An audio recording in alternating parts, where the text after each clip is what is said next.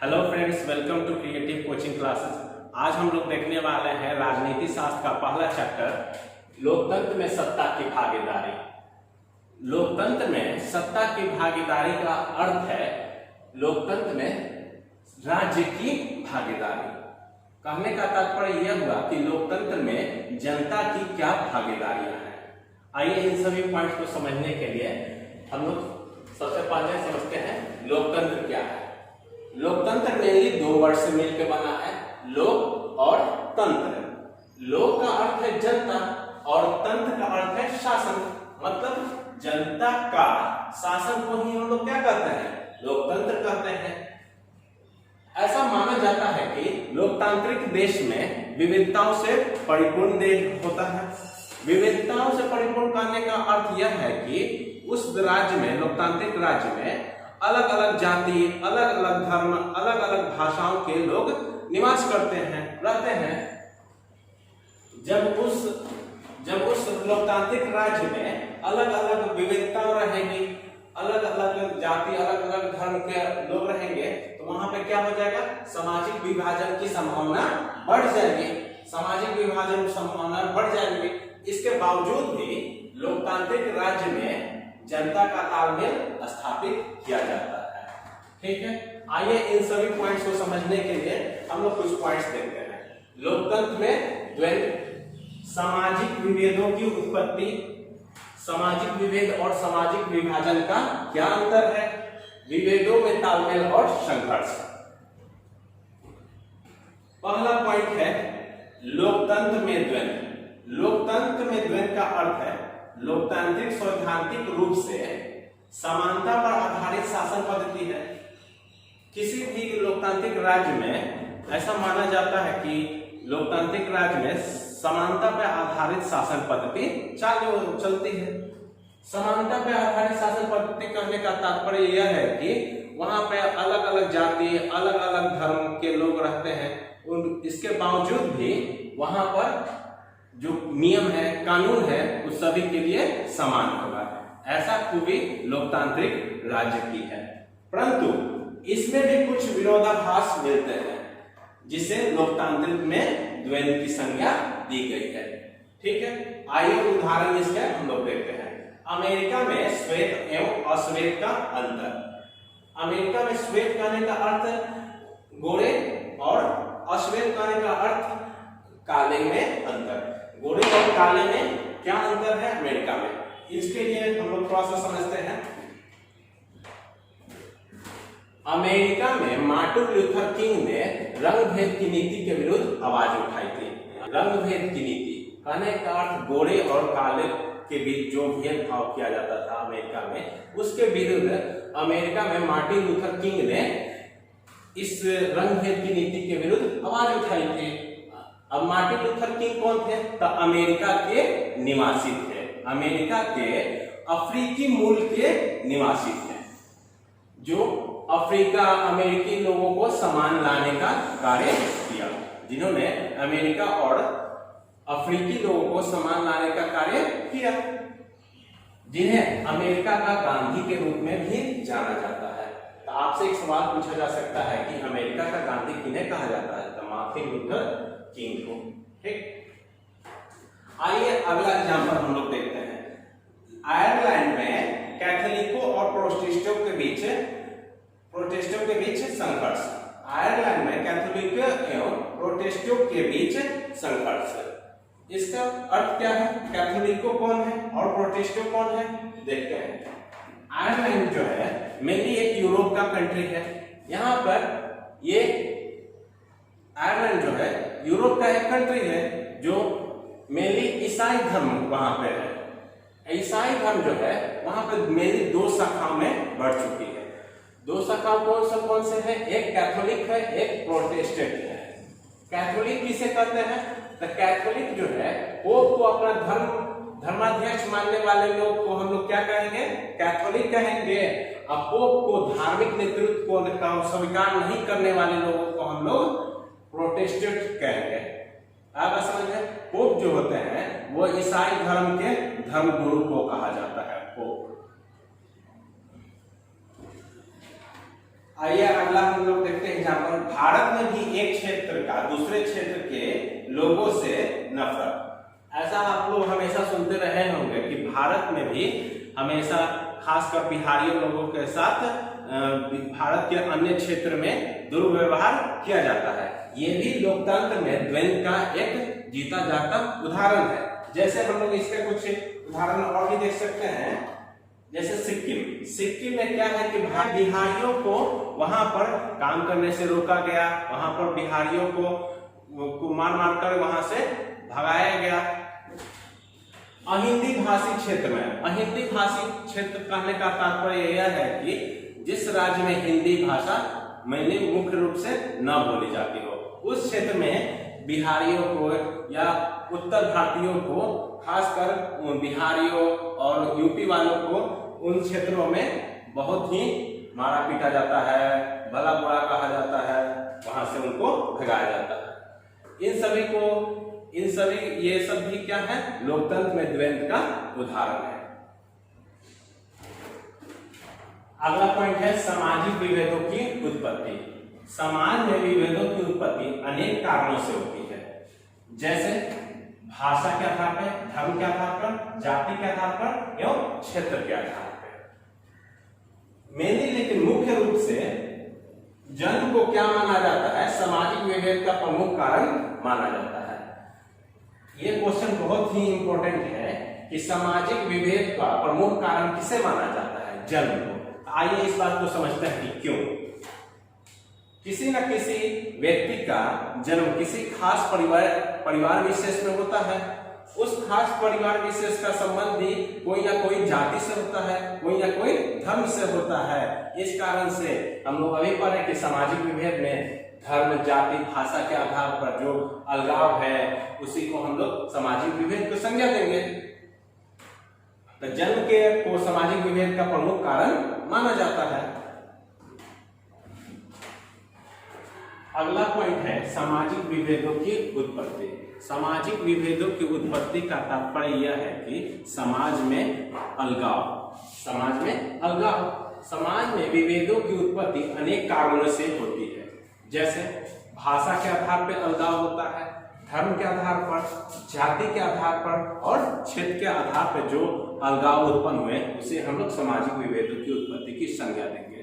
ठीक है, आइए हम लोग सबसे महत्वपूर्ण पॉइंट यहाँ पे हम लोग ध्यान देने वाला बात है कि जन्म को सामाजिक विभेद का प्रमुख कारण माना जाता है। किसी व्यक्ति का जब जन्म को सामाजिक विभेद का प्रमुख कारण माना जाता है, ऐसा क्यों है? तो किसी व्यक्ति का जन्म किसी न किसी खास परिवार विशेष में होता है और उस खास परिवार विशेष का संबंध किसी न किसी धर्म से, किसी न किसी जाति से संबंध होगा। तो इस कारण से उन सभी में अलगाव की भावना उत्पन्न होगी। इसलिए जन्म को सामाजिक विभेद का प्रमुख कारण माना जाता है। इसके अतिरिक्त भी सामाजिक विभेद के अनेक कारण हैं, जैसे देख सकते हैं हम लोग लिंग के आधार पर। लिंग के आधार पर करने का तात्पर्य यह है कि कोई लड़का हो या लड़की, उसके आधार पर भी भेदभाव होता है। रंग के आधार पे, नस्ल के आधार पे, धन के आधार पे भी, जैसे कोई अमीर या गरीब हो, या व्यक्तिगत पसंद के कारण भी। व्यक्तिगत पसंद कहने का तात्पर्य यहाँ पर यह है कि अगर कोई व्यक्ति कोई खास धर्म को अपना लेता है या अपना विवाह किसी दूसरे जाति में कर लेता है तो यह उसका व्यक्तिगत पसंद हुआ। ठीक है, इन कारणों से भी समाज में अलगाव की भावना उत्पन्न होती है। आइए हम लोग तीसरा पॉइंट देखने वाले हैं, सामाजिक विभेद और सामाजिक विभाजन में क्या अंतर है। तो सामाजिक विभेद का अर्थ है एक समूह के लोग अपनी जाति, धर्म, भाषा या संप्रदाय के कारण अगर अलग अलग रह रहे हो तो इसे हम लोग सामाजिक विभेद कहते हैं। जैसे अगर हम लोग हिंदू और मुस्लिम जो है एक ही समूह के लोग हैं, लेकिन वो क्या है, अलग अलग धर्म के लोग हैं, तो इस कारण से उनमें भिन्नता आ जाती है, जिसे हम लोग सामाजिक विभेद का उदाहरण कह सकते हैं। और सामाजिक विभाजन का अर्थ है कि जब एक सामाजिक विभिन्नता दूसरे सामाजिक विभिन्नता से जुड़ जाती है। जैसे कहने का तात्पर्य यह है कि अगर धन रंग और क्षेत्र का विभेद के कारण होने वाली भिन्नताएं को सामाजिक विभाजन की संज्ञा दी जाती है। मतलब धन के आधार पर, रंग के आधार पर या क्षेत्र के आधार पर जो भिन्नताएं उत्पन्न होती हैं उसे हम लोग सामाजिक विभाजन की संज्ञा देंगे। जैसे धन के आधार पर, जैसे अमीर और गरीब, ये जो है सामाजिक विभाजन के उदाहरण है। रंग के आधार पर जैसे श्वेत अश्वेत, अमेरिका में अभी हम लोग पढ़े हैं कि रंग के आधार पर ये भी क्या है, सामाजिक विभाजन का उदाहरण है। क्षेत्र के आधार पर कहने का तात्पर्य यह है कि हम लोग अभी देखे थे कि भारत में ही बिहार के लोगों के साथ बहुत बुरा बर्ताव किया जाता है। ठीक है, आइए अगला पॉइंट देखते हैं, विभेदों में तालमेल और संघर्ष। हम लोग सबसे पहले पढ़ेंगे विभेदों में तालमेल और उसके बाद संघर्ष। ठीक है, लोकतंत्र में विविधता स्वाभाविक है, ऐसा हम लोग पहले पढ़ चुके हैं कि लोकतंत्र जो भी लोकतांत्रिक राज्य होते हैं उनमें विविधता जो है स्वाभाविक रूप से रहती है। कहने का तात्पर्य यह है कि उनमें अलग अलग धर्म, अलग अलग जाति के लोग निवास करते हैं, परंतु विविधता में एकता भी एक गुण है।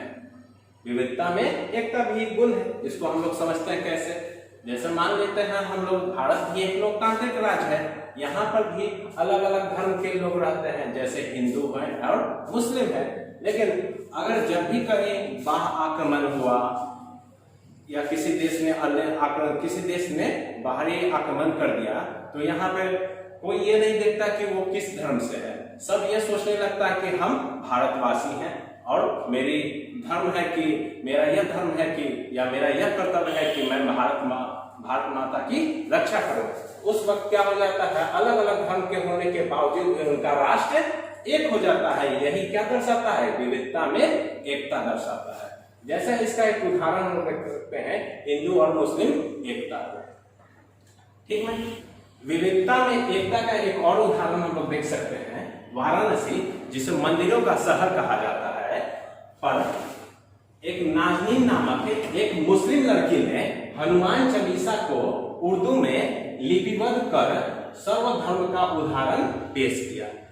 ऐसा क्यों? क्योंकि वो सभी धर्म को एक साथ लाना चाहती है, सभी धर्म को समान अधिकार दिलाना चाहती है, सभी धर्म को एक मत मानना चाहती है।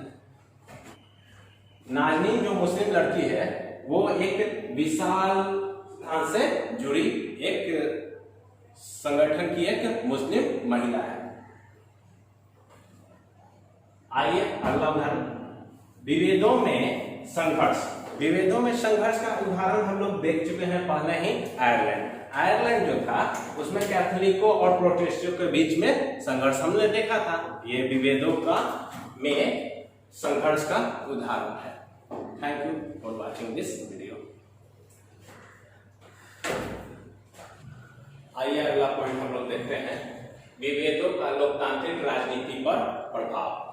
विभेद कहने का तात्पर्य यह है कि समाज में जातीय आधार पर, भाषा के आधार पर, धर्म के आधार पर जो विभिन्नताएं हैं उसे हम लोग सामाजिक विभेद कहेंगे।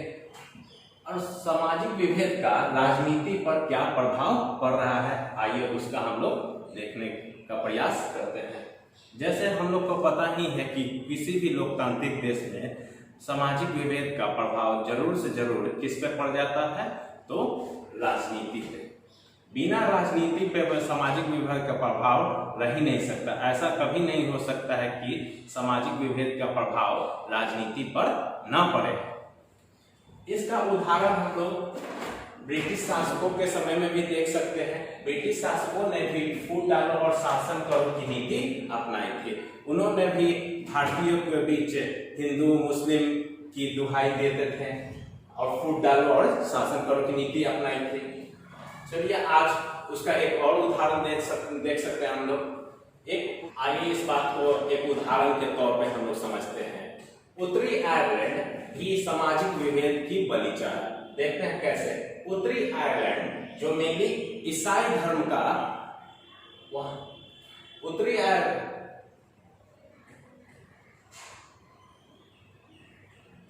आयरलैंड जो मेनली ईसाई धर्म से परिपूर्ण देश है, वहां पे ईसाई धर्म के ज्यादा से ज्यादा लोग हैं।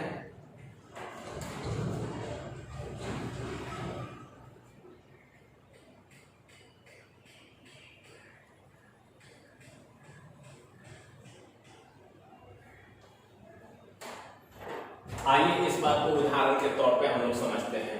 उत्तरी आयरलैंड जो मेनली ईसाई धर्म का बहुल्य देश है, ईसाई धर्म का बहुल्य देश है। ये मेनली दो पार्ट में बट गया। ईसाई धर्म मेनली वहां पे कितने पार्ट्स में बट चुका है?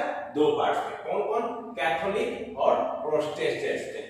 कैथोलिक जो थे, जो पोप धर्म को पोप को धर्माध्यक्ष मानने वाले को हम लोग क्या कहेंगे? कैथोलिक। और प्रोटेस्टेंट जो थे वो पोप को धर्माध्यक्ष नहीं मानते थे। कैथोलिक जो थे उनकी जनसंख्या कितनी थी? 33%। कहने का तात्पर्य यह है कि कैथोलिक जो थे अल्पसंख्यक थे वहां पर, और प्रोटेस्टेंट जो थे वो 66%। कहने का तात्पर्य यह है कि वो बहुसंख्यक थे। ठीक, यहाँ पे तो सामाजिक विभेद के कारण यहाँ पे दो धर्म, एक ही धर्म दो पार्टों में बढ़ चुका है। अब उसका राजनीति पर क्या प्रभाव पड़ रहा है, अब हम लोग उसको समझते हैं। राजनीति पे यही प्रभाव पड़ रहा है कि कैथोलिक जो थे उन्होंने एक अपनी अलग पार्टी बना ली जिसका नाम दिया नेशनलिस्ट पार्टी, और प्रोटेस्टेंट जो थे उन्होंने भी अपनी एक नई पार्टी और नई विचारधारा को जन्म दिया जिसका नाम क्या रखा उन्होंने? यूनियनिस्ट। नेशनलिस्ट पार्टी कहने का अर्थ जो राष्ट्रवादी पार्टी है, और यूनियनिस्ट कहने का तात्पर्य यह है कि वह विलयवादी पार्टी है।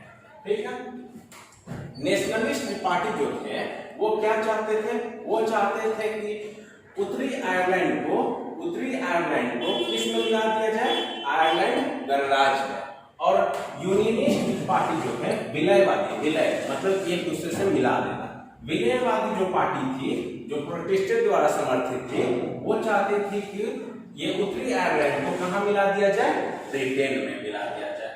इस कारण से इन दोनों पार्टियों के बीच, इन दोनों संप्रदायों के बीच आपस में टकराव की भावना उत्पन्न होती रही, हमेशा संघर्ष होते रहे।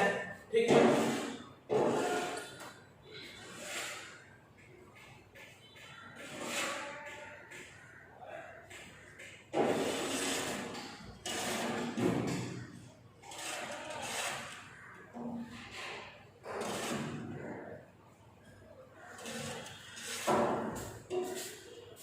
बहुत ज्यादा संघर्ष होने के बाद इन दोनों पार्टियों ने बहुत ज्यादा संघर्ष होने के बाद ब्रिटिश सरकार ने मध्यस्थता कर इस संघर्ष को समाप्त कर डाला, और अंततः यह ब्रिटेन का अंग बन गया। ठीक है, तो उत्तरी आयरलैंड आज किस देश का अंग है? तो हम लोग को समझना पड़ेगा यह ब्रिटेन का अंग है। ब्रिटेन कहने का तात्पर्य यह है कि यूनाइटेड किंगडम हम लोग जिसको बोलते हैं या ब्रिटेन बोलते हैं।